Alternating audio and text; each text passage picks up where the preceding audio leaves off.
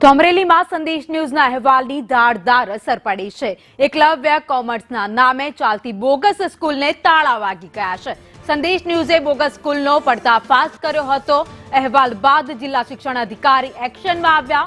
120 વિદ્યાર્થીઓને અન્ય સ્કૂલમાં ટ્રાન્સફર કરવામાં આવ્યા છે। શિક્ષણ માફિયાઓ સામે કડક કાર્યવાહીની માંગ પણ ઉઠી છે। તો સંદેશ ન્યૂઝના અહેવાલની ધારદાર અસર જોવા મળી છે।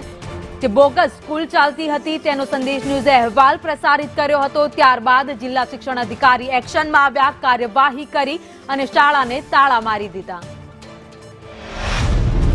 અમરેલી શહેરના લાઠી રોડ ઉપર એકલવ્ય કોમર્સ સ્કૂલના નામે બોગસ જે સ્કૂલ હાલતી હતી તેને લઈને સંદેશ ન્યૂઝે એક અહેવાલ પ્રસિદ્ધ કર્યો હતો। જે અહેવાલ પ્રસિદ્ધ થતા જ અમરેલી જિલ્લા શિક્ષણ વિભાગ એક્શન મોડમાં આવ્યું હતું। હું આપને દ્રશ્યો દેખાડીશ કે હાલ જે અમરેલી શહેરના લાઠી રોડ ઉપર આવેલ એકલવ્ય કોમર્સ સ્કૂલ છે તે છેલ્લા ઘણા વર્ષોથી ધમધમી રહી હતી।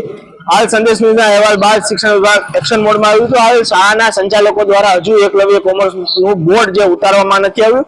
જાણવા મળતી વિગતો મુજબ હાલ જે અહીં એકલવ્ય કોમર્સ સ્કૂલની અંદર જે વિદ્યાર્થીઓ અભ્યાસ કરતા હતા તે વિદ્યાર્થીઓને હનુમાનપરા જીવનતીર્થ નામની જે સ્કૂલ ચાલતી હતી તેને અંદર જે 120 જેટલા વિદ્યાર્થીઓને ટ્રાન્સફર કરવામાં આવ્યું છે। હવે આ જોવાનું એ રહ્યું કે આ જે લુપાછુપીનો ખેલ જે ચાલી રહ્યો છે કેટલા સમય સુધી ચાલશે અને એકલવ્ય કોમર્સ સ્કૂલને જે છે જિલ્લા શિક્ષણ વિભાગ શું એક્શન લેશે તે જોવાનું રહ્યું। જય સુલતા સંદેશ ન્યૂઝ અમરેલી।